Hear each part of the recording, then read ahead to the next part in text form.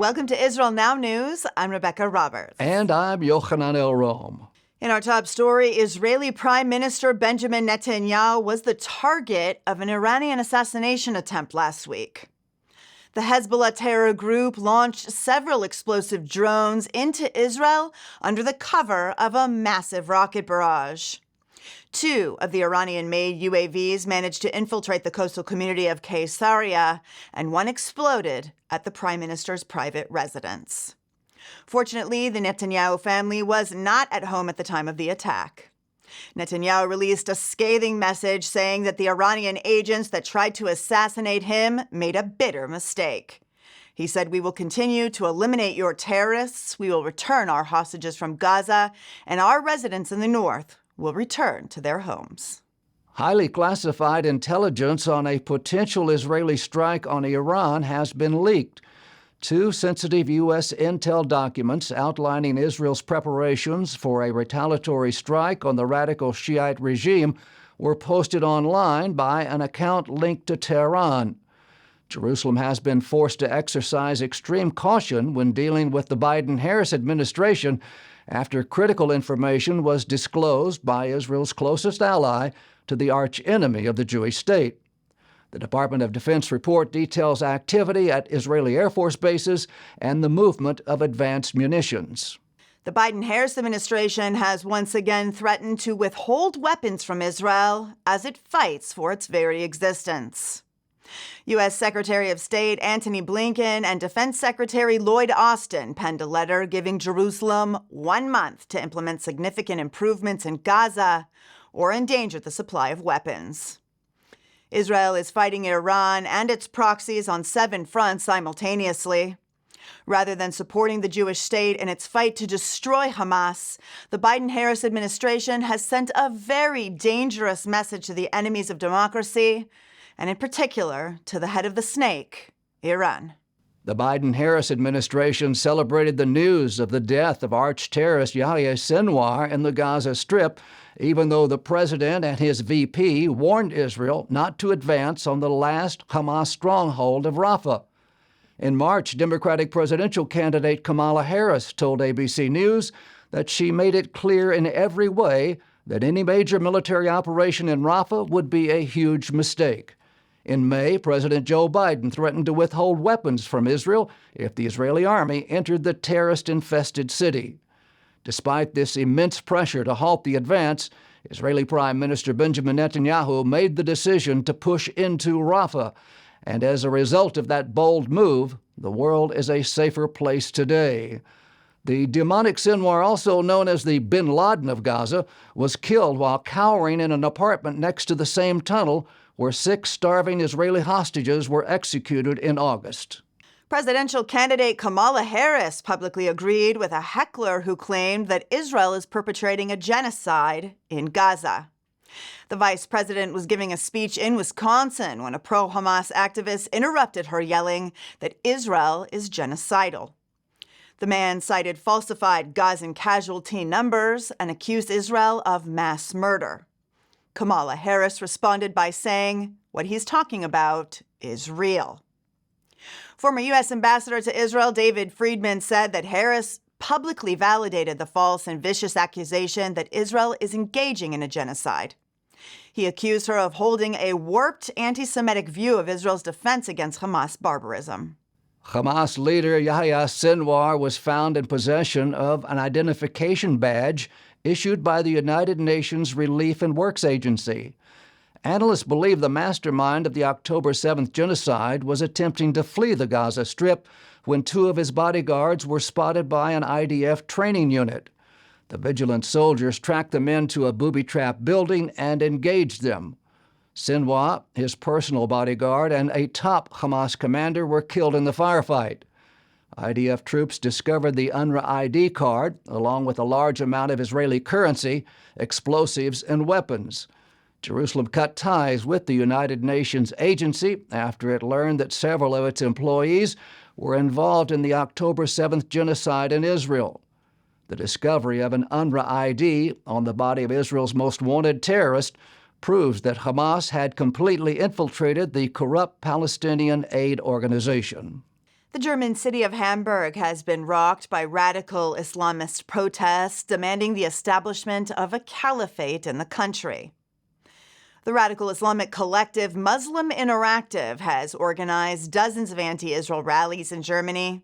They claim that 5,000 people attended their last protests in Hamburg, where participants chanted "Death to Israel" and called to establish Islamic rule in Germany. The Interactive has worked to spread the libel that Israel is committing genocide in Gaza and has stated that Israel's historical claims to the Promised Land are false. Columbia University has renewed its ban on Israeli professor Shai Davidi. Davidi has been an outspoken advocate for the Jewish state in the face of pro-Hamas protesters who took over the university and called for the destruction of Israel. The mobs threatened Jewish students and even prevented them from attending classes. The staff at Columbia University allowed the campus to become the nucleus for attacks against Jews in the wake of the October 7th Hamas massacre by turning a blind eye to repeated calls for genocide and violence. Davidi posted a video of his confrontation with Columbia officials where he urged them to take action against students and faculty who created a hostile and threatening atmosphere for Jewish and Israeli students. The university responded by banning him from campus, a classic example of blame the victim. Columbia's most prominent pro-Palestinian coalition, which represents more than 100 student groups, praised the decision, saying that Zionists do not deserve to live and that violence is the only path forward. The United Kingdom is considering implementing sanctions against 2 Israeli cabinet ministers.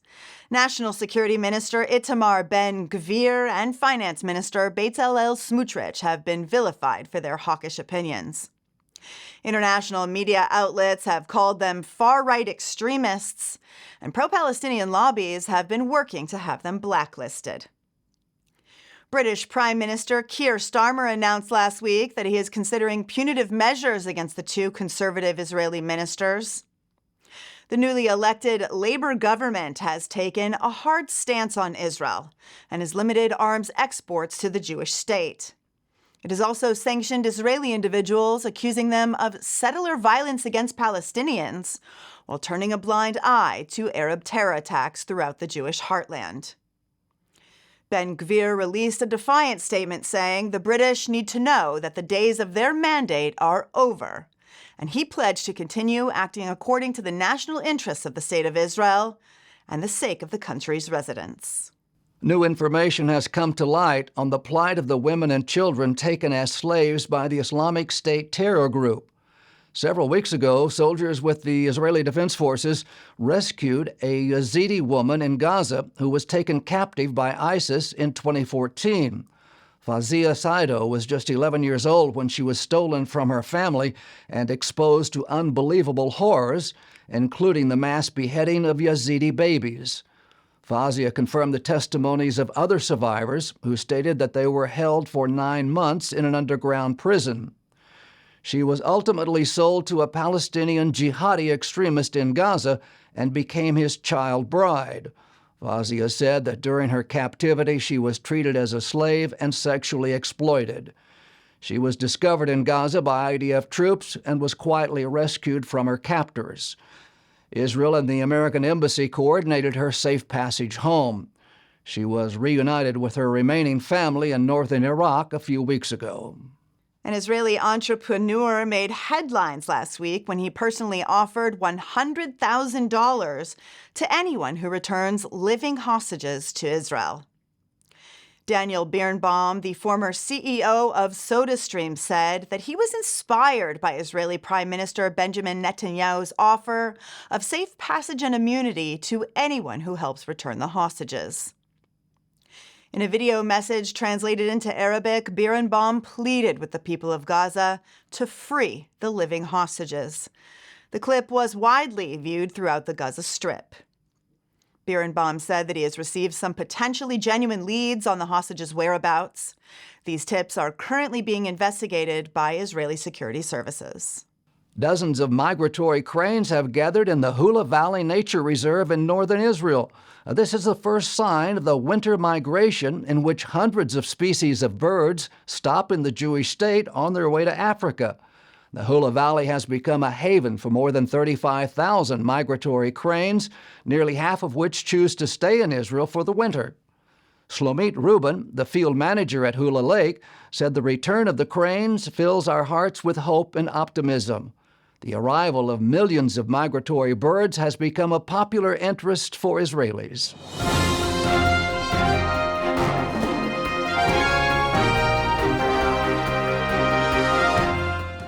That concludes the news portion of our show. Stay tuned for Ask the Source with Josh Reinstein.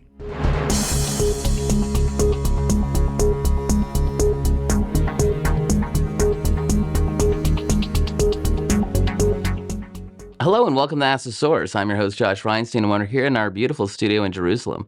My guest today is Malkah Fleisher. She's the co-founder of In Our Hands. Malkah, thank you for being on the show. Thank you so much for having me. Tell our viewers a little about what is In Our Hands. B'Yadayim Shelanu, it's really called in Hebrew, is an organization that was started after October 7th by a group of women in Judea who realized that if we don't show that the Yishuvim, that the towns in Judea and Samaria care about their security and want things changed from the way they were done prior to October 7th, that things could easily just slide back.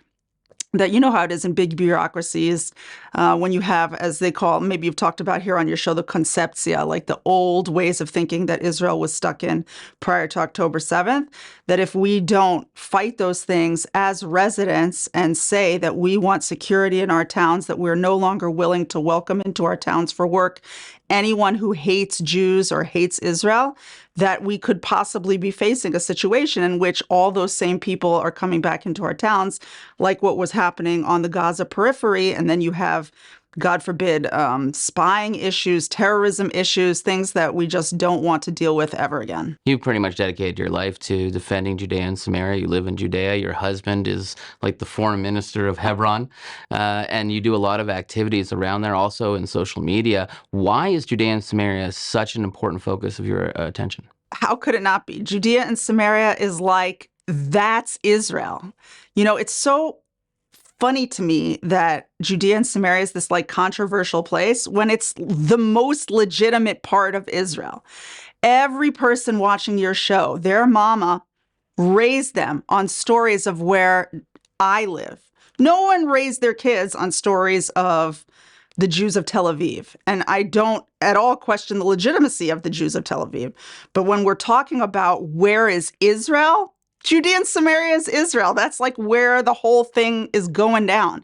So, of course, I would fight the complete insane bias against Judea and Samaria and encourage Jewish people and peace-loving people to live in Judea and Samaria. Well, the Biden administration would differ with you. They're actually going out and sanctioning people who have your view that Judea and Samaria is part of Israel. Why do you think they've decided to make such a harsh decision on this issue? I think that there are a few issues. One of the issues is that once that the Jews understand that they have rights in Judea and Samaria, then they're less inclined to look back over their shoulder all the time at the U.S. administration and ask, is this okay? Is that okay? I think the Biden administration very much wants to keep its thumb on Israel and maintain control and try to keep Israel as a certain kind of like fiefdom or 51st state. I think they understand that when Jews live in Judea and Samaria, they feel strong and empowered, and they start to understand their organic relationship to the land of Israel. And then that threatens the two-state solution that the Biden administration feels so committed to, because it helps to perpetuate this like ongoing conflict, which is beneficial to administrations like the Biden administration. And I think overall they're just very tied in to the liberal left narrative that Jews are occupiers and that Jews don't have rights in the Middle East. That's what I think is going on. The two-state solution is dead. I don't think anyone in Israel is discussing it. No one's speaking about it. Yet the Biden administration seems to think that this is the only answer. And since October 7th, they talk about the two-state solution even more than before. Where's the disconnect? That's a great question. It's discouraging to see anyone, especially a country that is like ostensibly the leader of the free world, like bashing its head against a wall and refusing to open its mind to realities on the ground. It's also disheartening to see that they're not willing to listen to local people. Here we are, the Jewish people, indigenous to the land of Israel, and we're speaking out loud, and we're having a reality of current events, which is showing that there's not going to be an easy way for there to be two states. It's not something that's going to work. And moreover, it is not legitimate. The Jewish people have a right to the land of Israel, that this is actually their land. These are things that the Biden administration, just like it refuses to see. I guess it has its own interests in the region that prevent it from moving forward with truth, with reality. This isn't just the Biden administration. We're seeing this in Europe. We're seeing this from Canada. They're sanctioning people in Judea and Samaria. They're telling Jews that they have to leave Judea and Samaria, that they can't build in Judea and Samaria. Yet in Israel, it seems that Judea and Samaria is flourishing. There's over 500,000 Jews living there now. Those communities are growing. How do you see this all playing out? The Jewish people are growing and flourishing in Judea and Samaria. It's funny, during this war, like the stigma of Judea and Samaria being this like dangerous, violent place evaporated. We were the place taking in refugees while the whole rest of the country was facing rockets and terror attacks. Judea and Samaria was I guess as normal as you could be during this scenario. And you would really have to shut your eyes to not see that it's a beautiful, flourishing place. There are families flourishing all up, down, and sideways in Judea and Samaria. And people want to grow their families, and there's no reason to stop them. Malkah, there are literally tens of millions of people watching this show. What message do you have for our viewing audience? I just want to say that this is an amazing time, and it's a time that's ripe with potential. Judea and Samaria is the ancient ancestral homeland of the Jewish people. We're very proud to be growing and developing it, and we hope to see you here soon. Thank you, Malkah, for being on the show, and thank you for tuning in to Ask the Source. I'm your host, Josh Reinstein. Now back to the studio.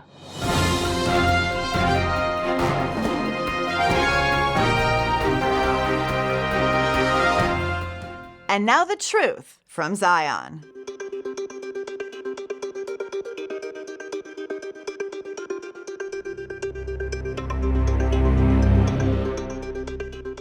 The modern state of Israel is a fulfillment of biblical prophecy. The connection between the ancient scriptures and Israel's rebirth in 1948 is undeniable. Numerous prophecies in the Hebrew Bible, the Old Testament, foretold the scattering of the Jewish people and their eventual return to their homeland. The establishment of Israel after nearly 2,000 years of exile is seen by many as a miraculous event, signifying the realization of the ancient divine promises. The ingathering of the exiles, the deserts blooming, and Israel becoming a light unto the nations has all been foretold.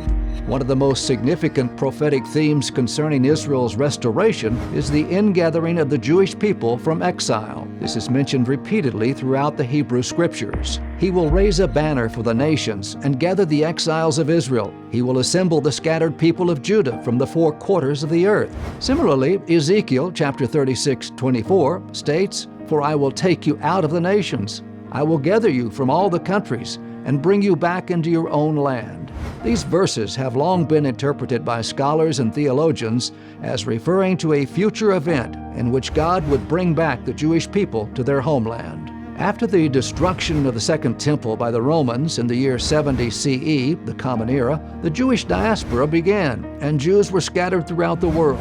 For almost 2 millennia, Jewish prayers and scriptures contained references regarding the return to Zion. Jewish identity and the longing for the land of Israel were preserved. The ingathering of Jews from across the world, Europe, the Middle East, Ethiopia, Russia, and other regions, aligns remarkably with the ancient prophecies of the exiled Jewish people returning to their homeland. The reestablishment of Israel in 1948, after the horrors of the Holocaust, is often seen as a direct fulfillment of these biblical promises. Another critical prophecy related to the reestablishment of Israel concerns the transformation of the land itself. The Bible often describes Israel as a fertile and prosperous place, a land flowing with milk and honey. However, after the Jewish people were scattered, the land became desolate. This dry, parched land was noted by American writer Mark Twain, who, after visiting the region in 1867, remarked on the emptiness and desolation he witnessed. However, biblical prophecy foretold that when the Jewish people returned to the land, it would become fruitful once more. It is written, "This land that was laid waste has become like the Garden of Eden. The cities that were lying in ruins, desolate and destroyed, are now fortified and inhabited." Since the reestablishment of the State of Israel, the desert has bloomed into a fertile agricultural powerhouse through creative technology and the irrigation of arid lands. Israel has become a leading nation in agricultural innovation, turning vast desert areas into productive farmland. Jerusalem, the ancient capital of Israel and the spiritual center of the Jewish people, holds immense prophetic significance. Prophets like Zechariah spoke of the role Jerusalem would play in the end times. "On that day, when all the nations of the earth are gathered against her, I will make Jerusalem an immovable rock for all the nations. All who try to move it will injure themselves." The city's turbulent history and its central role as the undivided capital of Israel are seen as an ongoing fulfillment of this prophecy. Throughout its history, Jerusalem has been conquered, destroyed, and rebuilt numerous times, yet it always remains a focal point for the Jewish people. The Jewish presence and sovereignty over Jerusalem after nearly 2,000 years have fueled the belief that its significance in biblical prophecy is being realized. The survival and success of Israel in the face of overwhelming opposition and existential threats have also been cited as evidence of divine intervention and fulfillment of prophecy. "Come," they say, "let us destroy them as a nation, so that Israel's name is remembered no more." Since its founding, Israel has faced numerous wars and conflicts with surrounding Arab nations, many of which sought its destruction. Despite being outnumbered and outgunned in these conflicts, Israel has repeatedly emerged victorious, preserving its sovereignty. The continued survival and prosperity of Israel, despite political, military, and economic challenges, are often seen as a fulfillment of God's promise in Genesis chapter 12, verse 3. "I will bless those who bless you, and whoever curses you I will curse, and all the peoples of the earth will be blessed through you." Many interpret the miraculous victories in Israel's wars and its technological and economic success as evidence that the nation is under divine protection, fulfilling God's promises to preserve and bless Israel.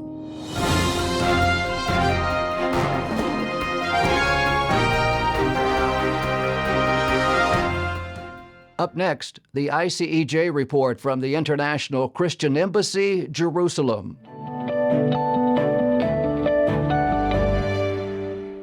Shalom, dear friends, here from Jerusalem. I want to approach you today with a complicated subject, and that is, what does the Bible say about war? And also, is Israel committing war crimes today in the Middle East? Of course, many Christians, in particular in the Western world, they are leaning very strong to pacifism. They say Christians should at no point enter into a war situation. And this situation, or this attitude in particular, arose in the dawn of World War II, that saw such horrendous bloodshed all across Europe and even beyond Europe. And Christians came to the conclusion that Christians should have no place in any war whatsoever. However, this is an attitude, of course, that the Western world can afford today, because neither most part of Europe, neither the United States or the North American continent were engaged on their own continent in any warlike situation. And I want to quote here one of our friends and theologian, Jerry McDermott, who wrote in one of the recent essays he did about the war and conflict with Hamas. terrorists in Gaza. He says the following: pacifism is the immoral privilege reserved for those who sit safely at home. And I believe there is a lot of truth to that, because here in Israel we cannot afford being pacifist, because otherwise the state of Israel would not be surviving. Israel needs to have his young men in the army to defend the safety of the nation of Israel, and they could not survive otherwise. And I want to quote a few centuries earlier, one of the church saints, Thomas Aquinas, what his take on war was. And he actually coined an expression that was called a just war. He says in his mind there is something like a just war. He says Christians should avoid, in any case, if possible, any war. But he says there is a just war under three conditions. He says, number one, he says, a just war is a just war when it's not initiated by individuals or by small militias. It needs to come from the king or from the government. And secondly, he says a just war is a war that has a just cause. That means it needs to punish evil and rectify wrong that are carried out. And thirdly, he says a war is a just war when the end of that war will be a more peaceful, a more righteous, a more just situation for the parties of that war. And in a way, I believe this definition can be helpful even applying to this current conflict, because I can assure you that Israel is not engaging this war with any vicious intent, but actually they want to bring forth a more peaceful solution and situation for the communities, not only around Gaza, but also for everybody who is living in Gaza. And I believe there is no doubt today around the world that the regime of Hamas in Gaza, it is an evil regime that defies any respect for human rights or human dignity or human values. And there is a great consensus around the world that they need to disappear from the Gaza communities, and if possible also from other areas in the Middle East. And I want you to pray for Israel in your churches, in your congregation, that they experience that the Lord is mighty in battle on their side, that he is fighting their battles as they are ridding the world of the evil of this wicked terrorist organization. And I wish you God's blessing to that. Shalom from Jerusalem.